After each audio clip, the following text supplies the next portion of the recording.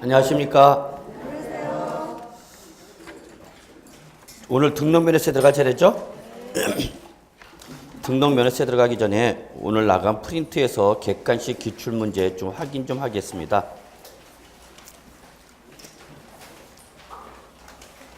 객관식이요. 기출 핵심 문제 2쪽으로 나왔죠? 2쪽.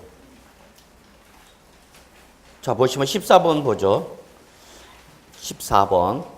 자, 지방세법상 취득세 표준세율의 2%의 4배를 합한 중과세율이 적용되는 취득세 과세 대상은 다음 중 모두 몇 개인가? 이렇게 물어봤네요.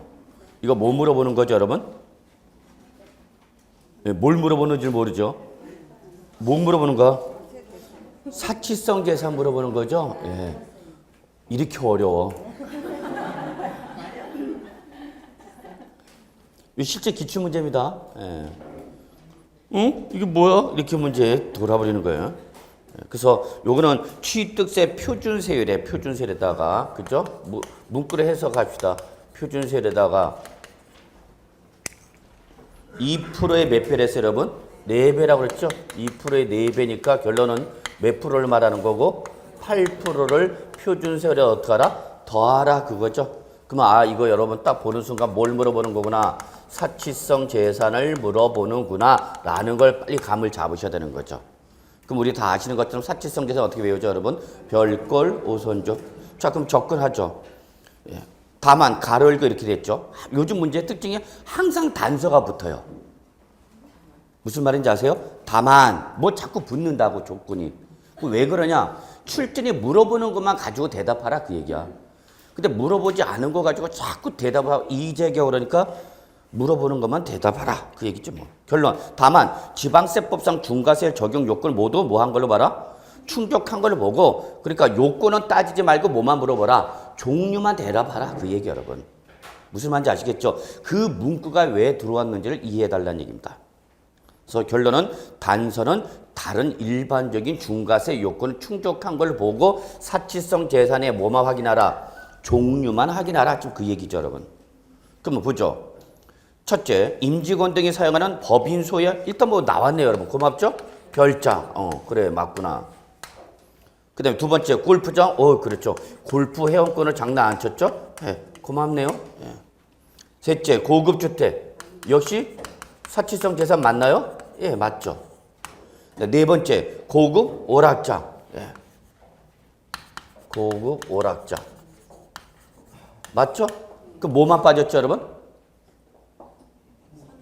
네, 선박이 빠졌죠, 선박. 선박은 왜 안 물어봤을까요, 출전이? 공인중개사와 뭐 관련이 없어. 이것도 하나같이 부동산과 관련된 거잖아요, 여러분. 네, 그러니까 이런 어떤 특징을 잡으셔야 되는 거죠. 근데 그 밑에 보시니까, 자, 나왔죠. 무슨 말 나왔어요, 여러분? 과밀 억제권역. 자, 일단 이거 갖고 우리 포인트 잡자 그랬죠, 여러분? 그래서 과밀억제권역 아니냐 대도시 아니냐 이것을 가지고 과밀억제권역이라는 말이 나오면은 우리는 요거는 표준세율에다가 2%의 2배인 몇 프로를 4%를 더한 세율로 중과세하는 거고요. 대도시 아니에요. 그러면 요거는 표준세율에다가 3배를 한 다음에 몇 프로를 빼라 여러분? 4%를 빼라.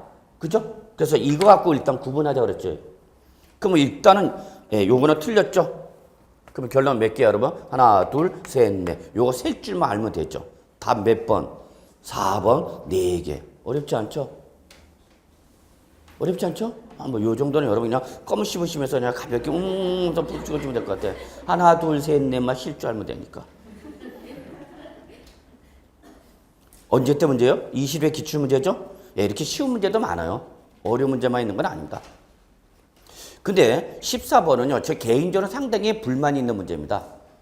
왜냐면 14번 문제 특징은 개수를 물어보는 문제입니다. 그죠? 몇 개냐? 이게 사실은요. 사법고시에서 나왔던 겁니다. 예전에 사법고시에서 이렇게 쭉 열고 해놓고요. 옳은 게 몇 개냐 이렇게 개수를 물어보는 문제가 쭉 나왔었어요. 그래서 그때 상당히 비판이 대상이 되었던 문제입니다. 왜냐면 어떤 건지 정확히 모르더라도 뭐만 맞으면 개수만 맞으면 맞게 된다는 얘기야. 예를 들어서 뭐 요건의 기억, 디귿, 뭐 리얼 이렇게 옳은가 딱 개별적으로 잡아내봐라 이렇게 물어본 게 아니고 그냥 개수만 물어봤으니까 이걸 찍었든지 이걸 뭐 다른 걸 찍었든지 하여튼 뭐만 맞으면 개수만 맞으면 맞게 되는 거죠. 무슨 말인지 이해하시죠? 그래서 변별력이 없다고 해서 이때 사법고시에서 나왔다가 뒤지게 욕먹었던 문제입니다. 근데 이게 어느 순간 공인중개사로 넘어와 버렸어. 개수를 물어보는 문제가. 그러다가 드디어 우리 세법에까지도 이게 옮겨져 갖고 21회 때 개수를 물어보는 문제가 나왔어요.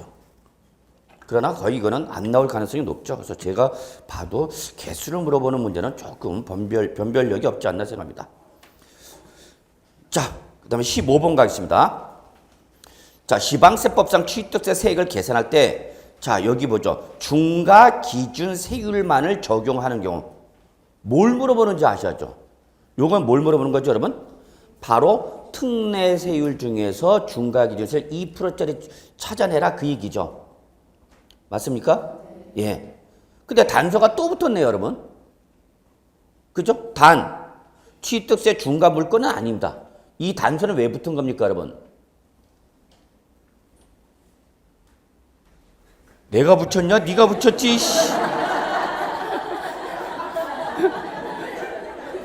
내가 붙였냐고 네가 붙였지. 그리고 네가 붙인 걸 왜 나한테 물어봐? 그런 분들 계세요. 예, 그분도 말씀 맞죠? 예. 어이 참네. 중과 물건이 아님이라는 것은 중과세 대상이면 특례 세율 적용 대상에서 어떻게 한다고 그랬죠, 여러분? 제외된다고 그랬잖아요, 여러분. 언제 그랬냐고요? 자, 다시 한번요, 여러분. 중과세 대상일 때는 여러분 일단 포인트 보세요. 중과세 대상이라는 것은 그만큼 세부담을 뭐 하겠다는 목적이 여러분? 무겁게 하겠다는 거죠. 좋은 놈이야 나쁜 놈이야 한마디로 말해서 나쁜 놈이야. 그러니까 얘는 비과세라는 혜택을 줘 안 줘? 안 준다고. 안 준다고. 설사 얘가 무슨 세율 대상이 된다 하더라도 특례 세율 대상이라 하더라도 이런 걸 적용한다 안 한다? 안 한다는 얘기야.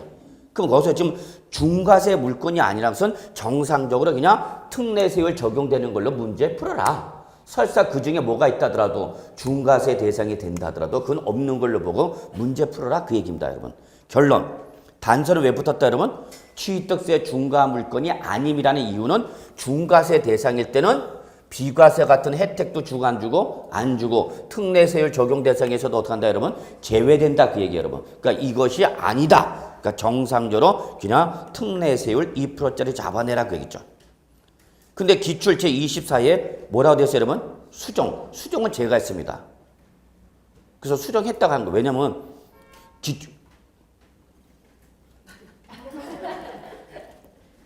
국가고시 문제도 여러분 저작권 문제입니다. 저작권. 그래서 국가 기출 문제를 할 때는 반드시 출처를 밝혀야 돼요.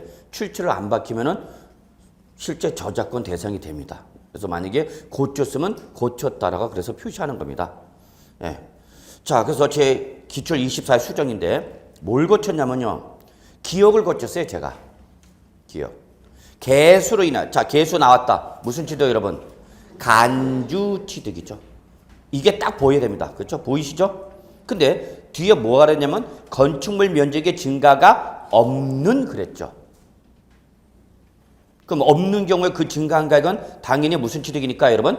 간주 취득이죠. 따라서 특례세율 몇 프로 적용해야 돼? 2% 적용해야 되죠. 그럼 조건 바꿀게요. 건축물 면적의 증가가 있는 경우, 자, 없는 경우를 위로 고치세요, 여러분. 뭐로 고치자고요, 여러분? 있는 경우. 조건 바꿨죠? 자, 시험에서 이런 거예요, 여러분. 결국은 출제는 요거 딱 한 글자 고쳐. 있는, 없는. 그러니까 요게 여러분이 실전에서 보여야 되는 거죠. 아, 요거 고쳤구나. 요거 고쳤구나. 그게 보이면 답에 딱 손들고 있는 거고 뭘 고쳤는지, 뭘 물어보는지 검은 건 글씨고 하얀 건 종인 건 확실한데 외로운 길을 가는 거죠, 그때는.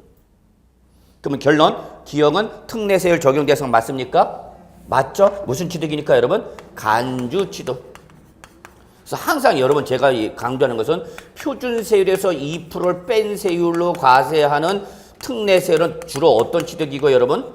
형식적 취득이고 그렇죠? 형식적 취득 등에 해당하는 거고 그래서 종전에 취득세는 과세하고 안 하고 뭐만 과세했던 애들이야? 등록세만 가시죠.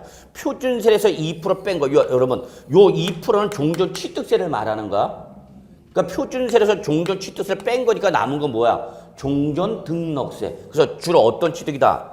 형식적 취득이다. 그래서 실제 취득세는 과세를 했지만 안 했지만 등기를 하다 보니까 등록세를 냈던 애들만이라고. 그 다음에 거꾸로 중과기준세율 몇 프로짜리? 2%. 얘는 오로지 뭐만 과세했던 애들이라면 취득세만 과세했던 애들이고 등록세는 과세하지 않았던 애들이죠. 자, 그러면 이거는 대표적으로 우리 뭐만 기억하면 된다고 했어요, 여러분? 간주취득. 예. 그래서 결론, 기억 간주취득 맞죠? 예.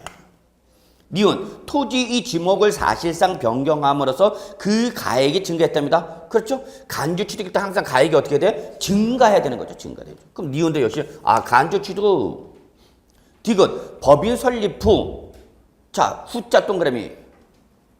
요걸 출제는 고칩니다. 어떻게 바꿔요? 법인 설립 시 주식을 취득하여 최초로 과중주주가 된 경우 딱 한 글자 고칠 수 있는 거죠. 자, 그럼 여러분 적으세요. 조건 바꾸자고. 항상 여러분이 조건을 바꿀 수 있어야 돼요, 여러분. 법인 설립 후가 아니라 뭐냐면 법인 설립 시. 그러면 이때는 과세하는 거 안 하는 거? 안 하는 거죠. 예. 과점주주된 간주취득은 법인 설립할 때 과세한다 안 한다? 안 한다. 꼭 기억해 두셔야죠. 무려 2번이나 정답으로 요구했던 규정입니다. 그 규정이. 근데 여기는 뭐라고 쓰니까 법인 설립 후 유상 증자 시 주식을 취득해서 최초로 가점주주가 했다. 과세해야 돼 안 해야 돼? 해야죠. 예, 그렇죠. 몇 프로 과세하는 거죠? 이때 과세 지분율은? 이때 과세 지분율은? 지분 모두죠. 최초니까. 최초일 때는 과점주주가 최초로 됐을 때는 그때는 그 최초로 과점주주가 된 날 지분 모두. 기존 과점주주 지분이 증가되면 증가 전 몇 년 뒤져서 5년을 뒤져서 5년 이내 매고 최고의 지분율을 초과한 거죠. 기억나시나요? 재차 과점주주가 됐다. 그럼 어떻게 한다 여러분? 그 전 과점주주였을 때 최고 지분율을 뭐한 거예요 여러분? 초과한 것만 된다. 그것까지 꼭 정리해 두시고요. 자, 그 다음에 리을, 상속으로 농지를 취득했답니다. 이건 간주 취득이 아니라 실질 취득이죠. 예, 따라서 얘는 그냥 표준세율 몇 프로? 표준세율 몇 프로? 2.8이에요? 2.3이지. 왜? 농지니까. 예. 그러니까 농지를 또 못 보면 놓치는 거죠. 그럼 결론은 우리 간주 취득으로 봐서 특례에서 2% 과세하는 건 뭐죠, 여러분? 기여, 니은, 디귿. 근데 이거를 1개, 2개, 3개, 4개, 5개 이렇게 물어보면은 뭔지 모르더라도 개수만 마저 맞아지죠. 그래서는 안 되겠죠. 자, 16번 가죠. 지방세법상 취득세 신고 납부에 관한 설명이다. 가로 안에 들어갈 내용을 순서대로 나열한 것은 단, 납세자가 국내 주소를 둔 경우에 하나. 자, 밑줄. 요즘 문제 특징을 보시라고. 꼭 문제 지문에 뭐가 붙어요, 여러분? 단서가 붙는다는 거죠. 옛날에 이런 거 안 붙었어요, 여러분. 그럼 분명히 단서가 붙을 때는 거기에 의미가 있다, 없다? 있다. 자, 봅시다. 단, 납세자가 국내 주소를 둔 경우 밑줄. 뭐 얘기하는 거야, 이거 지금? 뭐 얘기하는가? 여보세요. 이 말을 왜 하는지 아셔야지, 여러분들이. 단, 납세자가, 죄송합니다. 납세지가 아니라. 요즘 손 떨려서 큰일 났네.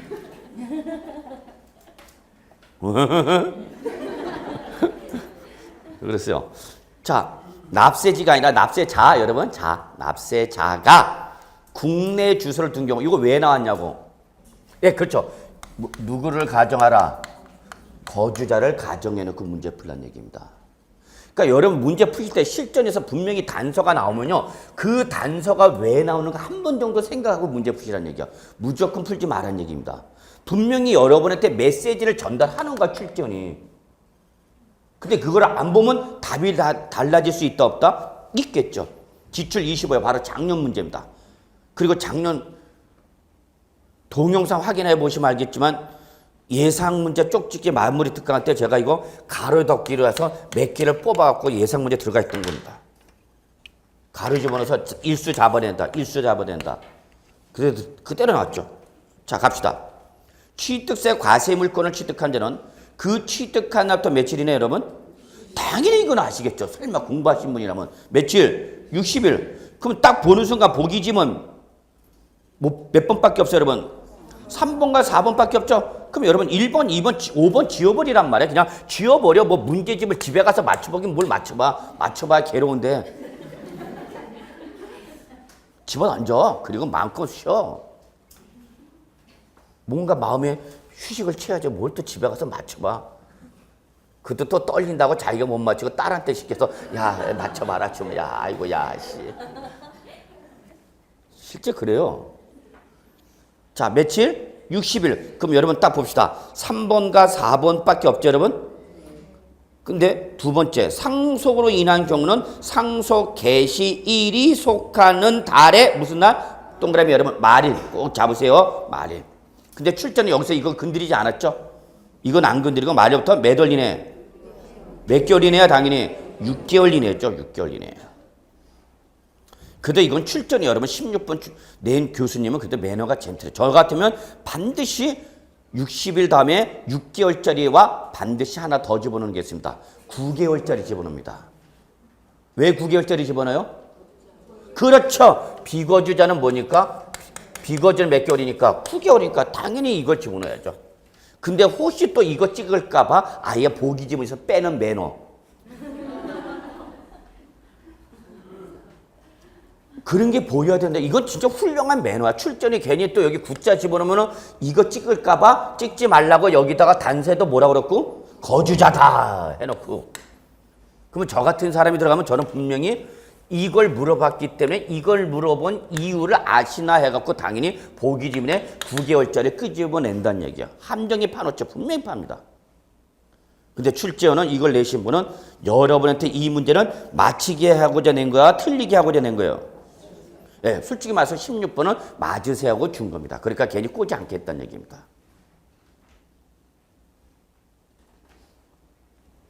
예, 지금 현재 여러분 기출문제 그 출제자의 의도를 말씀을 드리는 겁니다. 문제를 이렇게 만든다라는 거를. 17번 보죠. 지방세법상 취득세 부가징수에 관한 설명에서 틀린 것은 작년 기출문제네요. 1번 납세 문제가 취득세 과세 물건을 사실상 취득한 후 자 신고를 하지 않고 매각 밑줄 나왔다. 뭐야 여러분 이거? 중과산세죠? 이게 중과산세인지 잡아내면 답이 보이는 거고 이게 중과산세 대상이 아니다. 이걸 모르면 이제 답은 외로운 길을 가는 거야. 괜히 5번까지 들 쓰시고 다니겠죠. 신고를 하지 않고 매각했다. 그러면 이거 뭐야 여러분? 중과산세. 그럼 당연히 산출세계 100분의 50? 아니잖아. 100분의 얼마야? 80이잖아. 그죠? 100분의 80을 가산한 금액을 세액을 하여 보통 징수 방법으로 징수한다. 다른 건 맞았죠? 일단은 100분의 50이 아니라 몇 프로 여러분? 중과산세 우리 80%. 취득세만 있는 중과산세 몇 프로 여러분? 80%. 딱 1번 답 소. 저 여기 쉬워. 그러면 쿡 찍어버리면 되죠. 그리고 나오면 되죠. 근데 계속 또 2번 가봐야죠. 그러다가 이제 또 틀려요. 본인이 찍은 거에 대해서 본인이 확신을 갖지 못하면 여러분 괜히 수정합니다. 2번 볼까요? 재산권을 공부에 등기하려는 경우에는 언제까지 여러분? 등기하기 전까지. 그렇죠? 자, 3번. 등기 등록 관서의 장은 취득세가 납부되지 아니하였거나 납부 부족액을 발견했을 때는 다음 달 10일까지 납세지에 관할 시장 군수에게 통보된다. 이 3번은 제가 작년에 강의하거나 그 전에 강의할 때도 단 한 번도 여러분한테 얘기하지 않았던 규정입니다. 왜? 이거는 옆에다 적으세요. 실무 절차 규정이거든요. 실무 절차 규정. 납세 의무자와 전혀 관계없이 과세관청 간의 행위를 규정한 겁니다. 그걸 가지고 납세 의무자한테 물어보면 안 되지. 그래서 사실 이런 문제는 안 나옵니다. 또 혹시 이렇게 예외적으로 나왔다? 답 아니다라는 걸 말씀드리는 겁니다. 답은 아니다. 답은 우리가 알고 있는데 저랑 여러분이랑 같이 공부하고 씨름했던 그분에서나 찾으시라고 노력하지 이렇게 실무 절차 규정이 나왔다. 나올 가능성도 없고 혹시 나왔다도 답은 아니다라고 생각하십시오. 답은 과세 요건에서 물어보지 실무 절차 규정을 가지고 여러분한테 답을 물어보진 않습니다. 왜? 행정법이 아니거든요. 공법은 행정법이죠. 그러니까 뭘 물어봐요? 행정 절차를 물어보죠. 그게 세법하고 다른 점이에요, 여러분. 네, 감사합니다.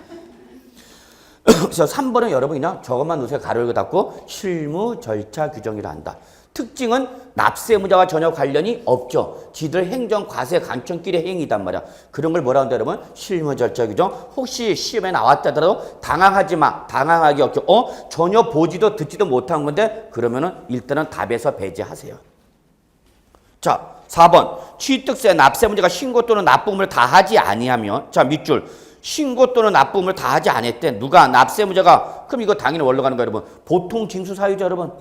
자, 그러니까 보통 징수로 가야 되니까 그때는 산출세 또는 부족세에다가 지방세 기본법에 따라 산출한 뭘 더하라, 여러분? 가산세를 합한금에 세고 해서 무슨 방법으로 가라? 보통 징수죠.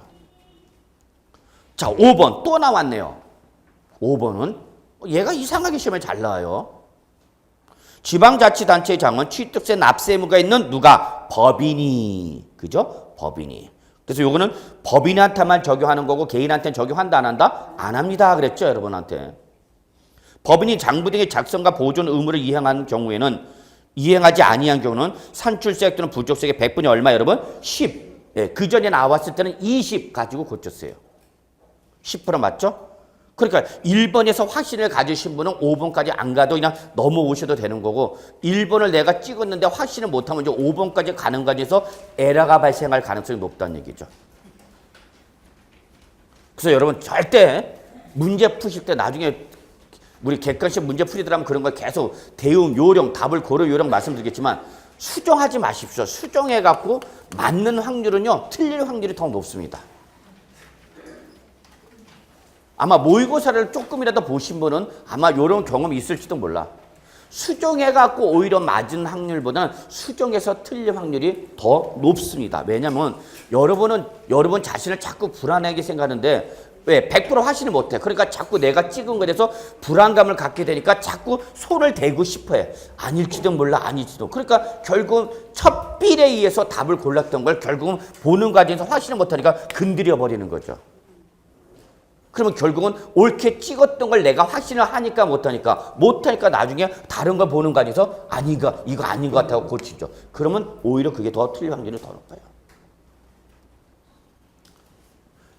저야 이게 직업이니까 매년 보죠, 여러분들. 그러면 별의별 분이 다 계십니다. 매년 나옵니다. 근데 어떤 분이요, 시험 끝나고 오셨어요. 좀 있다가 가단 맞추고 있다가 뭐 펑펑 울어. 펑펑 우는데 3개를 고쳤는데 3개 고친 거에서 2개가 틀렸고 하나만 맞았어. 근데 하나가 부족하대, 총점에서. 뒤집어지는 거야, 이거. 뒤집어지는 거야. 이분은 언제까지 피가 마르는 거냐? 언제까지? 아니죠. 오늘 발표 날 때까지. 발표 날 때까지 이 사람 피 말리는 겁니다. 시험이 끝난 게 아니야, 이분은. 그죠? 혹시나 내가 다른 데서 답을 여기 표시를 잘못했더나 또 3번을 마킹한다고 해갖고 4번을 마킹했다든지 그래갖고 하나 맞을 수도 있지 않은가. 그런 기대감도 있고 안 됐다라는 불안감도 있고 나올 때까지 환장하는 거야, 이거. 그래서 한두 개 부족하거나 이런 분들은 이제 피 말리는 거죠. 한두 개 더 많어. 그럼 이번 실수 한 번만 해도 떨어지는 거죠. 무슨 말인지 이해하시죠? 이분은 또 어떤 오해가 하나만 혹시 실수했고 맞아라. 그러니까 시험 보는 그러니까 발표 날 때까지 아주 피 말리는 거야. 매년 봐요, 매년. 그래서 저는 여러분한테 이 얘기합니다. 첫 빌로 꼽은 정답은 수정하지 마라. 내비둬. 그거 괜히 화이트 수정해갖고 인생이 블랙이 돼버려.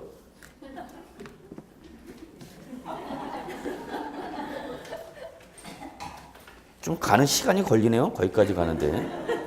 한참 생각했어. 화이트로 지웠는데 블랙. 갑시다. 등록면허세. 자, 가죠. 자, 등록면허세. 자, 여러분 한 문제 나옵니다. 한 문제. 뭐 누치 아시죠? 새로운 내용 없습니다, 여러분. 우리가 그동안 공부했던 거 다시 한번 확인하고 정리하는 겁니다. 다만 제가 여기서 강조 싶은 건 등록면허세는 뭐와 등록세와 면허세가 합쳐진 겁니다. 그랬죠. 근데 우리 시험 범위는 뭐만?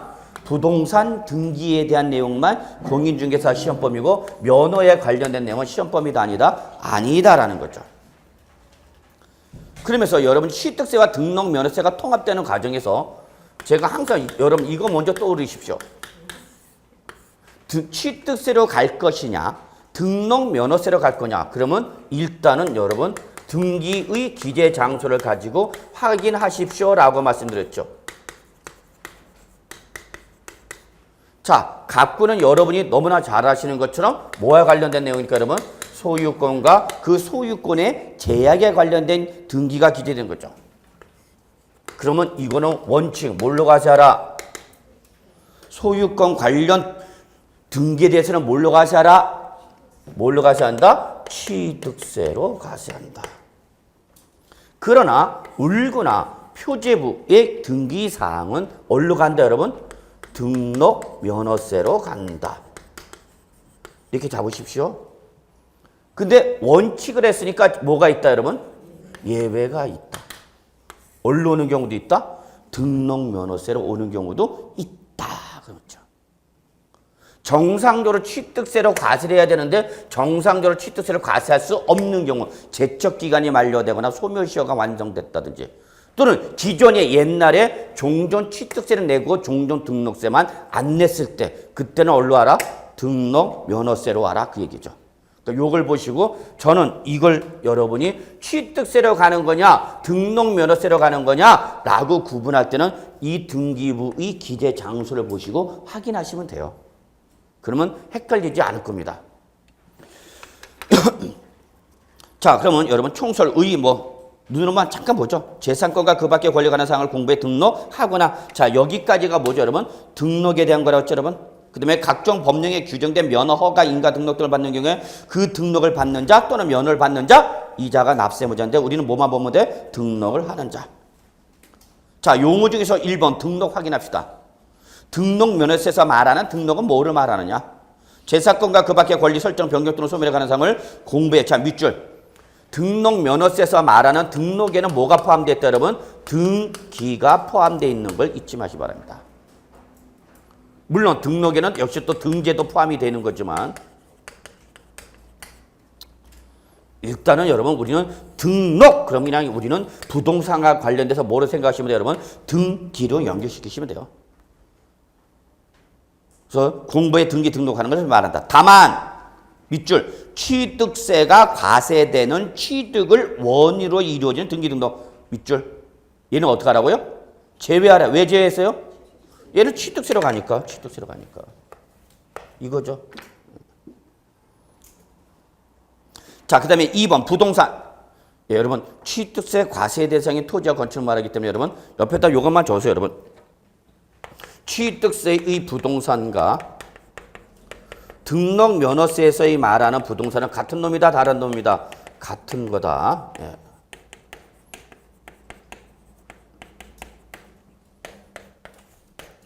취득세에서 말하는 부동산이 곧 등록 면허세에서의 말하는 부동산입니다.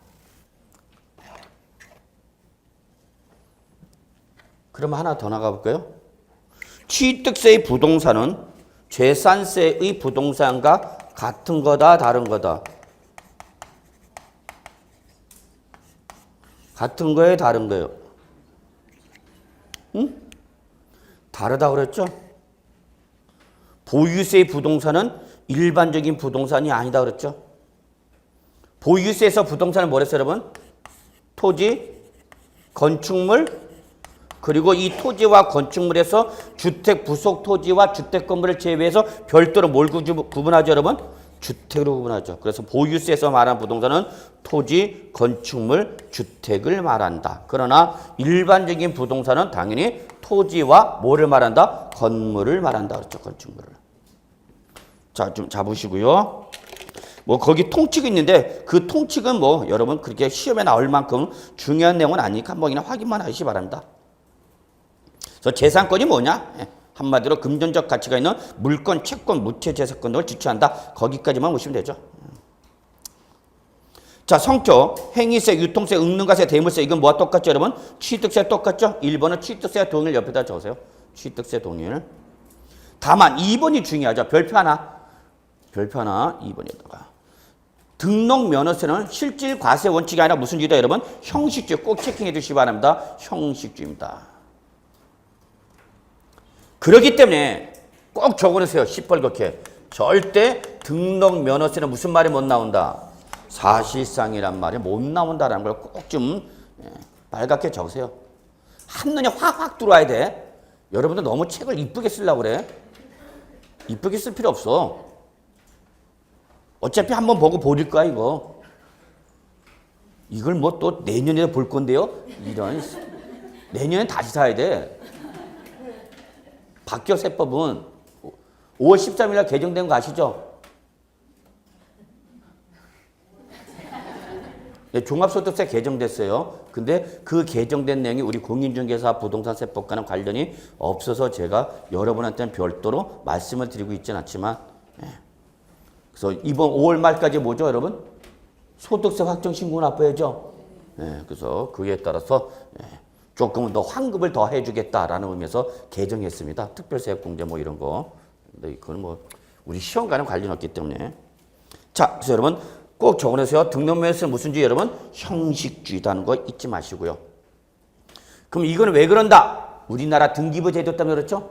우리나라 등기는 공신력이 인정되니까 안 되니까 안 된다 그랬죠.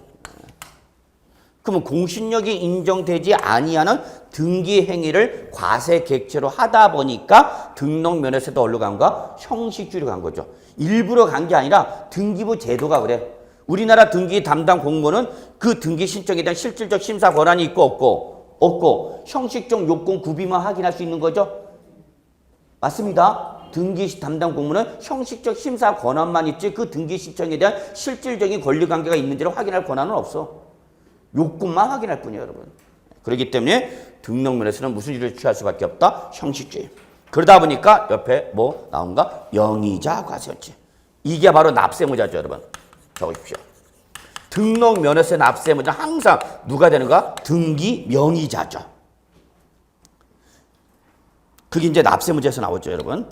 다만 거기 납세 의무자 가기 전에 맨 밑에 과세권자 봅시다. 자, 요거 확인하고 갑시다. 밑줄 도지사 또는 구청장 밑줄 좀 쳐주시고요. 과세권자 도지사 또는 구청장이야. 취득세는 도지사 또는 특광시장이죠, 여러분. 예, 그런 거 자꾸 좀 구분하셔야 돼요. 안 그러면 순간적으로 당합니다, 여러분. 여러분 꼭 모의고사 보셔야 돼요. 모의고사 보니까 자꾸 문제 푸는 연습하셔야 돼요. 그럼 문제 풀다 보면 내가 몰라서 틀리는 건 괜찮아. 그건 공부하면 되는 거니까. 근데 알면서 틀리는 거 그게 문제인 거야. 그거는 회복이 안 돼. 그러니까 그런 걸 실수를 주려고 자꾸 모의고사 보는 겁니다. 자, 이런 거 특히 지방세는 지방세 종류마다 과세권자 같으니까 다르니까 얼마든지 출전이 장난칠 수 있다 없다? 있다. 예상하고 계시라는 얘기야. 그래서 밑줄 쳐놨죠? 도지사 또는 구청장. 자, 325쪽 납세무자 별표 2개. 뭐 3개 쳐도 상관없을 거예요. 2개 최소. 단독 문제 출제 가능합니다. 등록 면허세에서 많지 않은 단독 문제 출제 가능한 부분입니다. 자, 등록을 하는 자죠. 이때 등록 면허세 납세무자가 누구냐? 그러면 여러분 누구만 찾으면 돼? 등기 명의자만 찾으면 돼. 등기 명의자. 시뻘겋게. 그래서 우리 아까도 명의자 과세원칙 했죠, 여러분? 명의자만. 그 등기가 누구 명의로 등기하는 거냐? 그것만 확인하시면 돼요. 근데 그건 여러분이 이미 공시법에서 너무나 잘 배웠잖아. 훌륭한 교수님 밑에서 뭐 공시법 지금 뭐 퍼펙트하죠? 그죠? 그래서 여러분 등기 명의자 잡으면 돼요. 이때 조금 더 가면 그 등기 명의자는 누가 명의자가 되는 거다? 등기상의 권리자다, 의무자다. 권리자죠. 등기함으로써 권리를 갖게 되는 사람이 명의자가 되는 거죠. 근데 그 권리자는 사실상의 권리자다, 외관상 권리자다. 외관상 동그라미 여러분 시뻘겋게. 그게 바로 형식주의로 나오는 거죠. 형식주의로 인해서 나오는 특징이죠. 외관상 시뻘겋게. 그 출제는 어떻게 바꿔? 사실상 그러면 여러분 그냥 기다렸다는 듯이 낚아채야죠. 스킨 나올 줄 알고 있었다고 다 찍어줘야죠.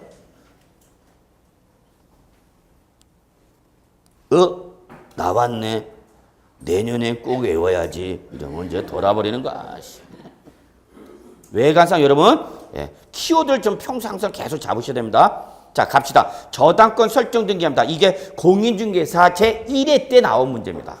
공인중개사 제1회 때 이 문제가 나왔어요. 등록세 납세 문제 누구냐? 채무자가 있고 담보 제공자가 있고 갑, 담보 제공자 을, 여기 은행. 그래서 뭘 받으면서? 대출을 받으면서 담보로 제공했더니 은행에서 담보 제공한 부동산에 대해서 뭘 설정하더라? 저당권 설정하더라. 그럼 이 저당권 설정에 따른 등록세 납세 의무자가 누구냐? 이렇게 물어보는 문제가 나왔던 거죠.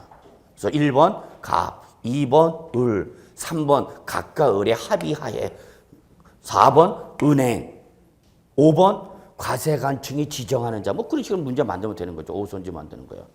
누구예요? 갑이야, 을이야, 은행이야? 응? 은행이에요? 을이에요? 아니요, 갑이에요? 누구예요? 은행이죠, 은행. 저당권 설정 등기를 함으로 해서, 그럼 이때 저당권 설정 등기 명의자가 누구냐? 등기 명의자 잡아냈잖아요, 여러분. 명의는 누구로 명의하는 거예요, 여러분? 저당권 설정 등기는 은행이 하는 거잖아, 채권자니까. 근데 실제 실무 나가면은 은행이 우월적 지를 통해서 누구한테 전가시키더란 얘기야? 갑한테, 채무자한테 전가시키는 거죠. 뭐에서? 약정에 따라서. 여러분, 약정과 약관은 같은 거야, 다른가? 다른 거죠, 여러분? 약관과 약정은 다른 겁니다. 이건 약관은 거래 상대방을 일률적, 획일적으로 동일하게 적용되는 규정들만 모아놓은 거죠. 누가 있든지. 여러분, 은행에 통장 갖고 계시면 여러분, 통장 뒷면 넘기면 제일 먼저 나오는 게 뭐예요, 여러분? 약관. 그럼 그건 거래 상대방의 불특정 다수인 거죠. 약정은 개별하는 거죠. 그럼 약관과 약정이 다르다. 누가 우선이어야 하는 거예요? 약관이 우선 적용되는가? 약정이 우선 적용되는가? 약정이 우선 적용되는 거죠. 이건 개별적인 거니까. 그건 당사자 조건에 따라 달라진 거죠. 그래서 은행이 전가시켰죠. 누구한테? 갑한테. 대출 실행에 따른 부대 비용은 누가 부담하기로 한다? 갑이 부담하기로 한다. 약정 맺었다. 그리고 저당권 설정했다. 등록물에서 납세 문제 누구냐? 누구예요? 이걸 전가시켰다고. 누가 내는 거예요? 납세 문제 누구예요? 그래도 은행이에요, 은행. 그거는 우리 지방세법은 무조건 누구 잡는 거예요, 여러분? 등기 명의자 잡는 거예요, 여러분. 등기 명의자. 그래서 당사자 간의 약정에 따라서 누구한테 전가시켰더라도 채무자한테 전가시켰더라도 그건 너와의 관계고, 우리 지방세법이라는 법은 거기까지는 관여 안 하겠다는 얘기야. 무조건 누구 잡겠다는 얘기야, 여러분? 등기 명의자 은행을 잡는 거예요, 여러분. 근데 만약에 환급 사유가 발생했어. 이 등기가 뭐가 되고 무효가 되거나 취소가 돼서 무슨 사유가 발생해서 환급 사유. 누가 부담하기로 했다고요? 갑. 그럼 환급 청구를 해야 되는데 이때 환급 청구는 누가 할 수 있는 거 그러면? 그래도 은행이야. 왜? 은행이 의무자였으니까 역시 환급 청구권도 누가 갖는가? 은행이 갖는 거죠. 이해하시겠어요? 자, 제가 지금 여기서 말씀드리고 싶은 건 딱 하나요. 등록 면허세 납세 의무자를 물어보는 문제가 나오면 여러분 고민하지 마. 이 등기를 누구 명의로 하니 그것만 확인하시라고요. 되셨죠? 예. 그러면 저당권 말소 등기를 바꿉시다. 말소. 무슨 등기? 말소 등기 돼요. 말소 등기. 그러면 이때는 누가 되는 거예요, 여러분? 채무자죠? 또는 대출을 완납한 자가 갖는 거죠. 맞아요? 맞아요. 말소할 때는 반대잖아, 발세. 설정에 반대잖아, 여러분. 근데 요즘은 은행 같은 경우는 서비스 경쟁이 치열하기 때문에 은행 대출 받아서 대출 완납하면 은행에서 고맙습니다 그러면서 말소 등기 해갖고 말소 등기 나온 등기부를 고객한테 보내주기도 해요.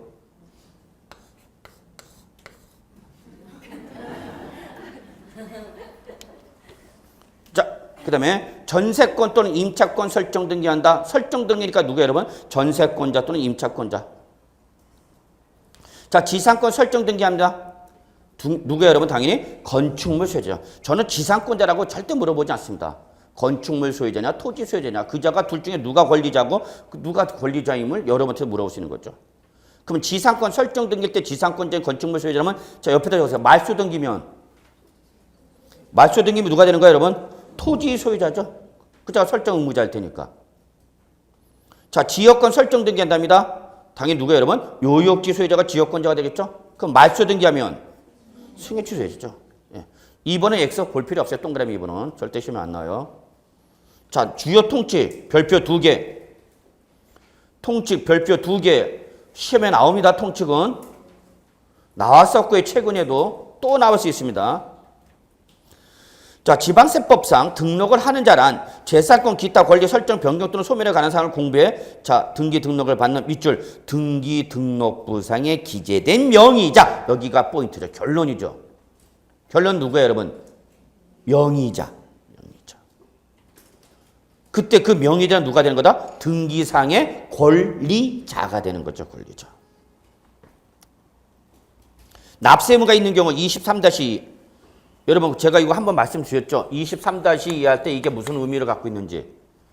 23번은 뭐예요, 여러분? 관련 법조문이랬죠. 법조문. 요거는 1년 번호. 그러니까 요거는 23조와 관련된 통칙이다 그 얘기야. 그럼 거기 납세의무자 24-1 있죠? 이거는 지방세법 몇 조와 24조와 관련된 첫 번째 통칙이다 그 얘기입니다. 의미 정도는 알아두세요, 여러분.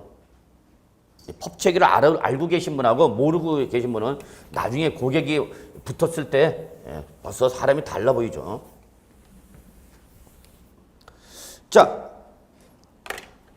그러면 납세의무가 있는 경우 23-2 보죠. 1번 등기 등록이 된 이후 법원의 판결 등에서 그 등기 등록이 무효가 되거나 취소가 되어서 결론 등기 등록이 밑줄 말소되었답니다.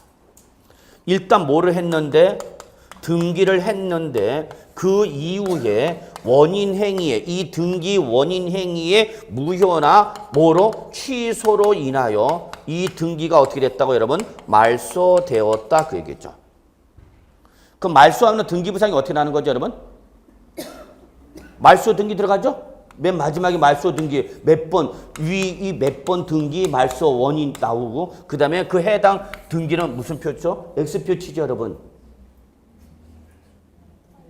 맞아요. 예, 등기부를 한 번도 안 보신 분도 계시겠지만 예, 등기법을 공부하면서 등기부를 한 번도 안 보면 문제가 있죠. 그러면 자 일단 여러분 뭐가 됐어도 등기가 말소됐다 등기 자체가 싹 없어지는 게 아니죠. X치고 원인행위 몇 번에 의해서 말소되었음. 그리고 마지막에 요 몇 번 등기 뭐 한다? 말소한다는 등기 들어가죠. 그럼 등기 자체는 있죠. 여기 지워졌을 뿐이지 등기 자체가 없어진 건 아니잖아. 무슨 말인지 아시죠? 그래서 결론. 그죠? 말소된다 하더라 밑줄 이미 납부한 등록 면허세야. 이미 납부한 요때 등기를 하기 전까지 뭘 냈을 테니까 등록 면허세를 냈을 테니까 그럼 이 등록 면허세 어떻게 할 거냐 지금 그 얘기 여러분. 이 등기가 나중에 원인행위의 무효나 취소로 인해서 어떻게 됐다 여러분? 말소. 그러면 말소가 이 등기가 말소되었는데 그 등기에 대한 등록 면허세는 어떻게 할 거냐 그 얘기죠. 그러면 등기는 우리는 무조건 형식줄에서 행위세죠. 등기가 일어난 이상 원인행위의 무효나 취소로 인해서 일어났다 하더라도 기납부한 등록 면허세 납세물은 소멸된다 소멸되지 않는다. 소멸되지 않습니다. 따라서 환급을 해준다 안 해준다? 안 해준다. 환급할 수. 자 여러분 동그라미 좀 쳐주세요. 없다. 없자에 동그라미 쳐주십시오. 요거 간단히 출제는 그냥 살짝 한 글자 고치면 됩니다. 있다 이렇게. 딱 한 글자 고칩니다 여러분. 나중에 기출문제 분석해드리겠지만 출제는 많은 글자 한 군들입니다. 딱 한두 글자예요. 한두 글자. 거기에 보여야 되는 거예요. 그래서 여러분 거기 써놔요. 기납부한 등록면허세는 중간에 납세 의무가 소멸되니까 소멸되지 않으니까 소멸되지 않으니까 환급을 해준다 안 해준다 안 해준다 이렇게 연결시키기 바랍니다. 그래야 좀 더 여러분이 정리하는 데 편할 거예요. 기납부한 등록면허세 납세물은 소멸되니까 안 되니까 안 되니까 그 등기가 뭐가 됐어도 말소되었어도. 자, 그 다음에 2번 지방세 체납 처분으로 그 소유권을 국가나 지방자치단체 명의로 이전하는 경우 밑줄 국가 또는 지방자치단체 명의로 이전하는 경우 이게 중요한 겁니다. 누구 명의에 등기입니까? 과세권자 명의에 등기죠. 그럼 당연히 국가나 지방자치단체 또는 지방자치단체 조합이 자기를 위하여 하는 등기는 당연히 뭐가 되는 거예요, 여러분? 비과세죠. 그런데 지금은 그게 문제가 아니죠. 그 경우에 이미 그 물건에 전세권 가등기, 압류등기로 되어 있는 것을 밑줄 말소하는 대위적 등기와 성명의 복구나 소유권의 보호존도 밑줄 결론 이거죠. 그 국가나 지방자치단체 명의로 이전하는 과정에서 설정되어 있던 기존의 권리를 채권자 대위가 있게 되면 밑줄 일체의 채권자 대위적 등기에 대해서는 동그라미 누가 소유자가 등록면허세를 납부해야 됩니다. 꼭 체크해 주시기 바랍니다. 자, 됐고요. 그 다음에 3번 과세대상. 가볍게 눈으로만 보시면 되죠, 여러분. 각종 등기, 등록, 면허, 행위죠. 그래서 등록면허세는 무슨 세, 여러분? 행위세. 자, 4번 비과세.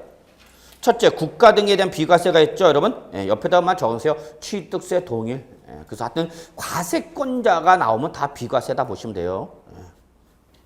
다만 주의할 거 하나 있다 그랬죠, 여러분? 외국 정부가 나올 때는 뭐 확인하라, 여러분? 상호주의 확인해랬죠? 아니야, 325쪽 보고 있어, 아직. 그래서 과세권자에 대한 비과세에서 외국 정부 주의하셔야 돼요, 여러분. 괜히 또 시비 걸어 출전이. 실제 시험에도 나왔었고요. 외국 정부 끄집어내놓고 마지막 뒤에다가 우리나라 정부에 대해서 과세는 외국 정부 이렇게 끄집어내놨었죠. 자, 기타. 만약에 등록 면허세에서 비과세가 나오면 기타죠. 근데 1번은요, 여러분요, 법원의 촉탁 밑줄. 법원장이 등기소장한테 야, 예명으로 등기 좀 해라 촉탁하는 거죠. 2번 행정 시스템의 변동이랬죠, 여러분. 외울 필요 없다 그랬죠. 행정 업무 절차의 변동이죠. 그래서 이날 가볍게 봅시다. 행정구역 변경, 등록번호 변경, 지적소관청의 지번 변경, 계량단위 변경, 등록 담당 공무원 차범위 이와 유산사로 인한 등록서, 주소, 정명, 등록번호, 지번, 계량단위 등의 결론 이거죠. 밑줄 단순한 표시사항에 대한 변경, 회복 또는 경정. 요게 포인트죠. 요것만 보세요, 여러분. 외우지 마시고요. 주로 표지부 기재사항에 대한 변경, 그 다음에 회복, 경정 등록이구나. 이렇게 보시면 되죠. 자, 326쪽 넘어가죠. 만약에 제가 출전 들어가면 저는 만약에 나 등록면허세 비과세 낼래 그러면 저는 역시 3번을 가지고 시비 걸 수밖에 없어요. 3번 동그라미 칩시다. 공보상 지목이 묘지인 토지. 자, 요게 제일 중요합니다. 어쨌거나 출전이 근들이 제일 좋은 건 바로 이거죠. 왜냐면 지목이 묘지인 토지 등록과 보유일 때 재산세 다 뭐랬어요, 여러분? 비과세입니다 그랬죠. 묘지니까 뭐다고? 비과세. 그러나 취득은 과세 그랬죠. 과세입니다. 취득세는 지목이 묘지인 토지 취득에서는 취득세 과세입니다. 다만 과세를 하되 어떤 세율로 과세한다 했죠? 특례세율 몇 프로짜리? 2%짜리죠. 왜 2%냐면 등록면허세 과세하니까 안 하니까? 안 하니까 종전 취득세 과세 대상이 되는 거니까 바로 간주 취득일 때 2%짜리가 되는 거죠. 이해하시나요? 4번은 보실 필요 없고요. 4번 보실 필요 없고요. 동그라미 4번은. 자, 통집 보죠. 1번 지방세 체납으로 인하여 지방세 체납이랍니다. 그러니까 누가 부과하는 거죠? 지방자치단체 부과하는 거죠. 압류 등기나 등록한 재산에 대하여 압류 해제의 등기나 등록을 할 경우에는 당연히 등기 명의자가 누구니까? 지방자치단체죠. 써져 있잖아요. 거기 뭐라고? 지방세 체납으로 압류했다 그랬잖아요, 여러분.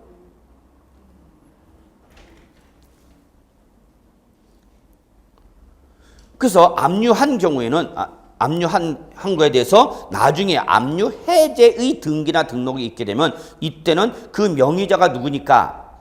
지방자치단체니까 당연히 밑줄 뭐다? 비과세다 결론은. 왜 비과세 여러분? 지방자치단체를 위하여 하는 등기니까. 자, 2번 국가와 지방자치단체가 공익사업이나 토지 등의 취득 및 보상에 관한 법률에 의해서 공공사업 필요한 토지를 수용하여 공공용지에 편입하기에 해당하는 분필 등기 또는 공유물 분할 등기는 국가와 지방, 여기 밑줄 국가와 지방자치단체가 자기를 위하여 하는 등기죠. 그러면 당연히 뭐 해야 되는가? 비과세죠. 뭐 외울 필요 없죠 여러분. 자, 그 다음에 과세표준 갑시다. 자, 등록면허세 과세표준 결론 뭐와 똑같다 여러분? 취득세와 과세입니다. 그렇죠 여러분? 뭐 정리할 것도 없죠. 그래서 가볍게 확인만 하겠습니다. 자, 보죠. 부동산 등에 대한 등록면허세 과세표준은 뭐다 여러분? 밑줄 등록 당시. 요것만 확인만 했죠. 등록 당시죠. 취득세는 취득 당시. 요것만 바꿔주면 돼. 그럼 그 등록 당시 가액을 결정하는 메커니즘은 뭐와 똑같다? 취득세와 똑같다. 원칙 신고한 가액, 예외 시가 표준의 특례 취득세 과세표준을 사실상 취득가액으로 하는 경우는 그 사실상 취득가액 그대로 등록면허세를 끌고 오는 것이고 2번 개인의 건축물을 건축하거나 대손하여 취득하는 경우로서 몇 프로를 초과하여 90%를 초과하여 법인 장부 등에 따라 입증이 되면 그때는 사실상 취득가격이 아니라 그 사실상 취득가격으로서 법인 장부로 증명된 금액 1번에다가 플러스 뭐죠 여러분? 세금 계산 소득세법상 계산서나 부가가치세법상 세금 계산서로 증명되는 금액 2번. 그다음에 부동산 매입할 때 구입한 국민주택채권을 중도 매각하면서 발생하는 중도 매각자선 3번을 뭐한 금액? 더한 금액을 과표로 한다고 그랬죠? 도대체 저 자식이 무슨 소리 하고 있는 거냐? 책을 어딜 찾아봐야 되는 거냐? 적으세요. 참조. 315쪽 적으시고요. 바로 이걸 말하는 거죠. 315쪽 잠깐 오실래요? 맨 위에 양가로 3번. 근데 이미 표시는 다 돼 있다. 처음 보는 것 같은데 심지어는 100분의 90에 뭔가 표시도 들어가 있나요? 그래서 이거 여러분. 그래서 건축물을 건축 또는 대수선으로 취득하는 거라서 법인 장부에 입증되는 가격이 몇 프로? 90% 초과. 90% 초과 확인해라서 여러분. 출전에 그거 흔들릴 수 있다고 그랬습니다. 분명히. 그래서 초과는 그래서 자 밑줄 쳐져 있나요? 법인이 아닌 자 누구한테만 적용한다? 개인이야. 얘는 개인한테만 적용. 얘는 법인한테 적용 안 해. 아까 장부 등의 작성과 보존 의무는 누구한테만 적용했고 법인. 요거는 개인. 요런 거 구분하셔야 됩니다. 출전들 요런 거 좋아합니다, 여러분. 그럼 이때는 동그라미 1, 2, 3을 뭐한 금액? 더한 금액을 과표를 한다고 그랬죠? 이걸 그대로 얼른 끌고 오라는 얘기 여러분. 등록 면허세를 끌고 오라 그 얘기입니다, 여러분. 그래서 결론은 거기 박스 우리 다시 326쪽으로 올게요, 여러분. 원칙 예외 특례는 뭐와 똑같다고 여러분? 취득세와 똑같다고. 그러니까 별도로 정리하실 필요는 없어요. 시험에 나오는 건 그 바로 밑에 있는 과세표 적용. 여기가 시험에 나와요. 1번과 2번 묶으시고 제일 중요합니다. 등록 면허세 과표가 시험에 나온다면 1번과 2번입니다. 거의. 특히 1번 아주 중요하죠. 등록할 당시에 밑줄 들어갑니다. 다시 자산 재평가 또는 감가상각 요게 중요한 겁니다. 사유를 보셔야 됩니다. 사유.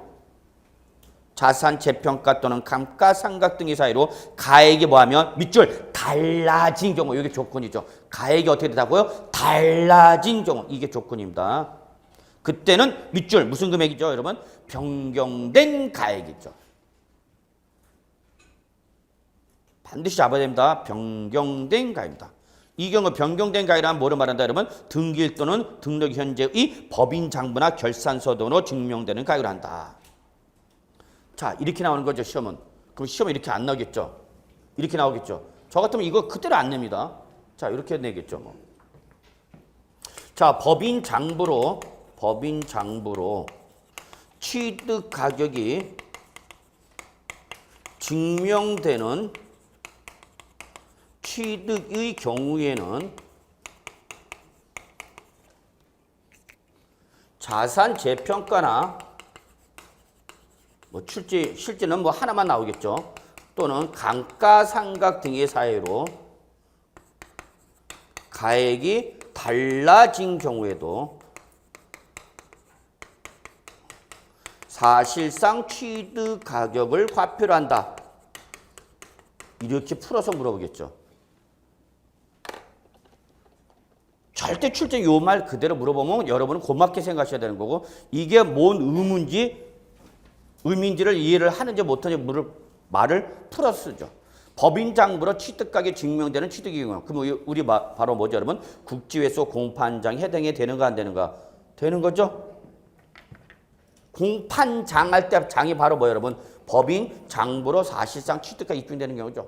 그때는 과표 뭐로 한다고 했어요 여러분? 사실상 취득가액이죠. 근데 중간이 어떻게 됐어? 자산 재평가나 감가상각으로 인해서 가액이 어떻게 됐어? 달라진 경우에도. 그러면 결론, 요건 맞는 말로 해석하셔야 돼요? 틀린 말로 해석하셔야 돼요? 맞는 말이에요? 틀린 말이에요? 틀렸다니까? 이 말이, 요거는 맞아, 요거는. 그런데 중간에 이게 낑겼잖아, 이게. 이게 들어왔잖아. 자산 재평가나 감가상각 등의 가액이 어떻게 되면 달라진 경우에는 그때는 법인 장부가액으로 하는 것이 아니라 무슨 가액으로 하라 여러분? 변경된 가액으로 하라 그랬죠. 변경된 가액. 이해하시겠습니까? 변경된 가액으로 하라.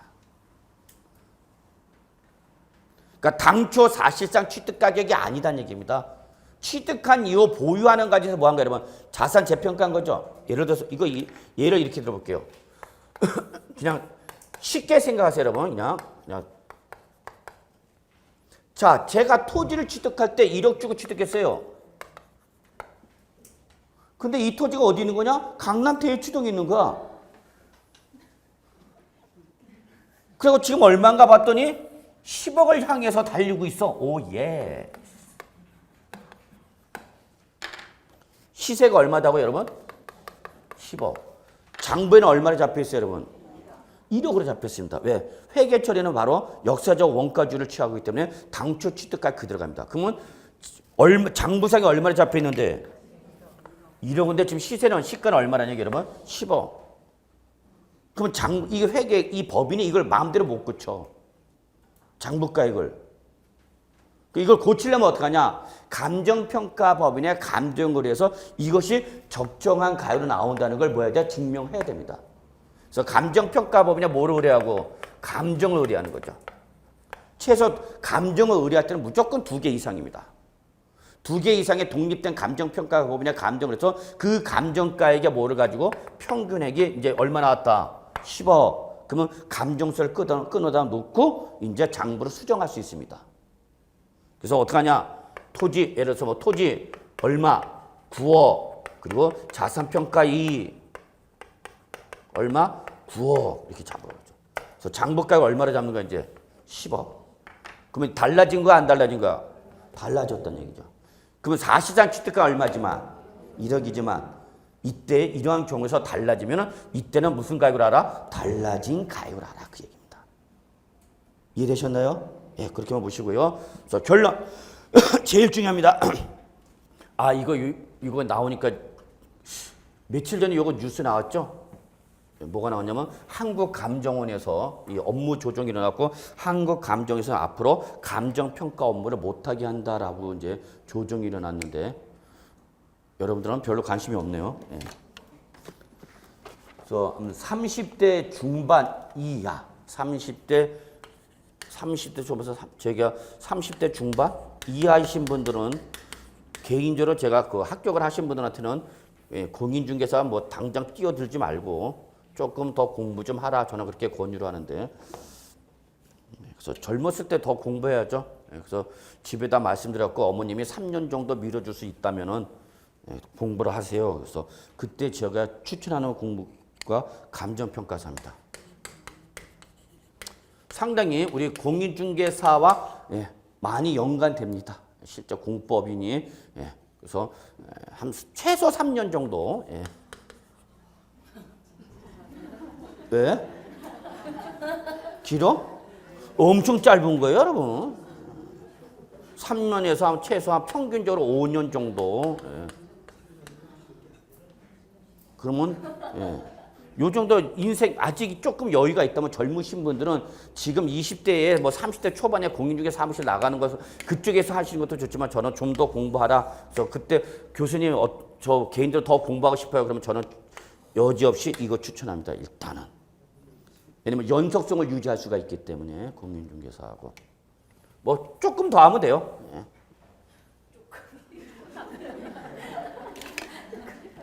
영어, 토익, 토플 일단 700점 이상 맞아주시고요. 기본이야. 모든 그것이 기본이야. 여기다가 경제학 조금 해주면 되고요. 경제학, 미시, 거시, 경제, 국제경제까지 다 해야 되고요. 그 다음에 회계해줘야 됩니다.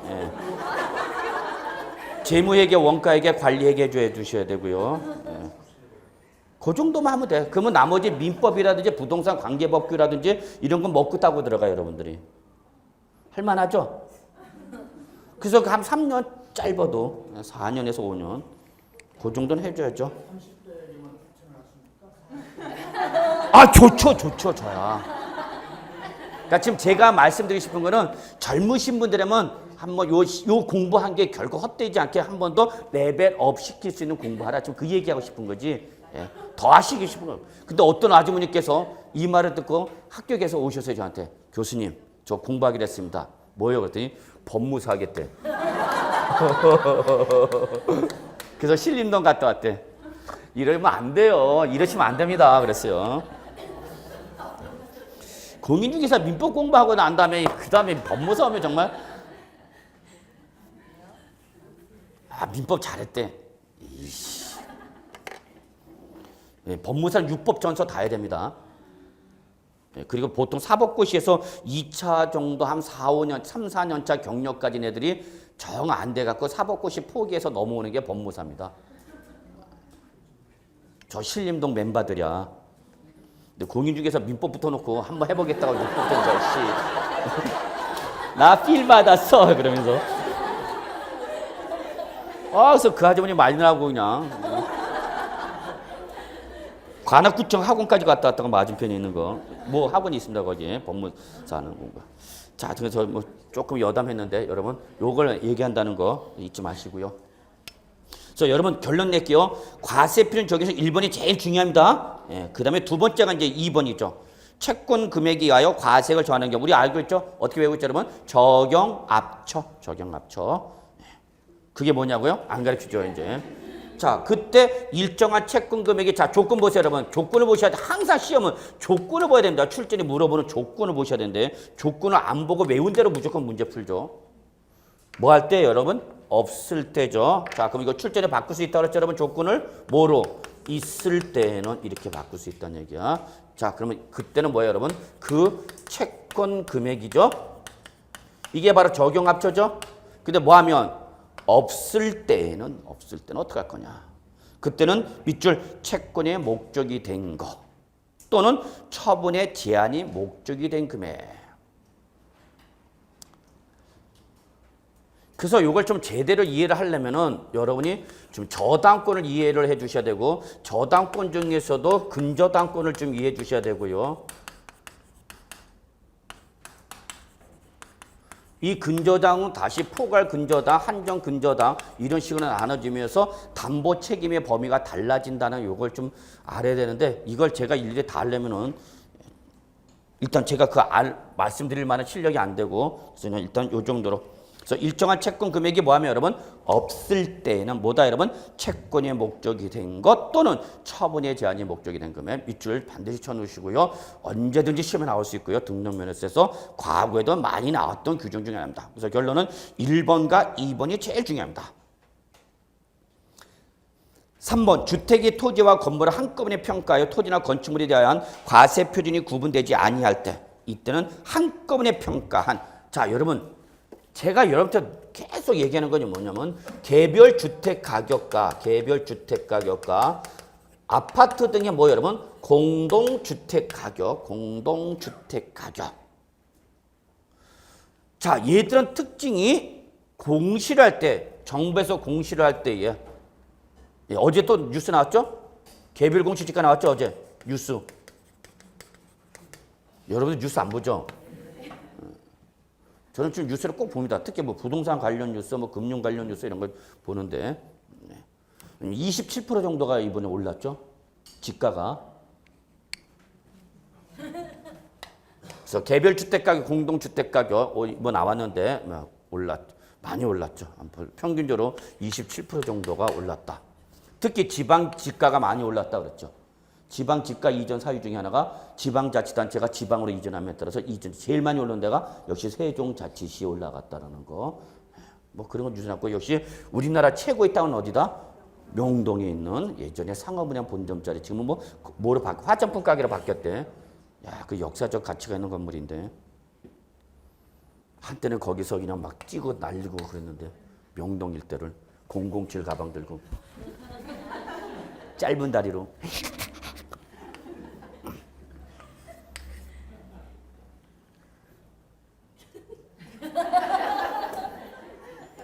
왜 그러냐면 예전에 어음교환소가 그 명동에 있습니다. 명동 성당 맞은편에. 예, 그러면 거길 교환을 갑니다. 근데 또 우리 젊었을 때는 민주화 시절이기 때문에 엄청 가스 마셨습니다. 백골단을 막 뿌리치면서 007 가방 들고. 자, 요 다시 한번 여러분 개별 주택 가격이나 공동 주택 가격 여러분 꼭 기억해 두셔야 돼요. 다 아시지만 얘는 뭐다 여러분? 주택의 건물은 물론 뭐까지? 토지까지 포함된 무슨가요 여러분? 일괄 고시가 꼭 좀 기억해 주십시오. 얘는 가액이 공시가 되는데 건물과 토지가 구분돼서 나온다. 일괄해서 나온다. 일괄해서 나오는 거죠. 일괄. 그래서 거기 보시면 항상 우리 주택의 토지와 건물을 한꺼번에 평가. 이게 바로 이것 때문에 그런 거죠. 주택은 건물과 토지가 안 나눠진다. 이거 나중에 재산세에서 아주 중요한 규정이죠. 그 얘기니까 여러분 참고하시고요. 자, 4번, 동그라미 4번. 부동산에 대한 각종 밑줄 들어갑니다. 변경 등기, 말소 등기, 해지 등기, 분필 등기, 한필 등기일 때는 무조건 한 건이죠. 한 건. 그리고 이렇게 과세표의 한 건이나 물량으로 표현되는 조세를 뭐라고 여러분? 종량세라고 그러는 거죠. 그러면 종량세는 세율은 항상 뭐로 나타난다? 여러분 일정한 금액, 정액으로 나타난다 그랬죠. 예, 그리고 좀 쉬어야 되겠네요. 시간이 돼갖고 여러분 또 일단 여기까지 하고요. 다음 시간에 조금 해서 마무리 짓고 재산세 넘어가도록 하겠습니다.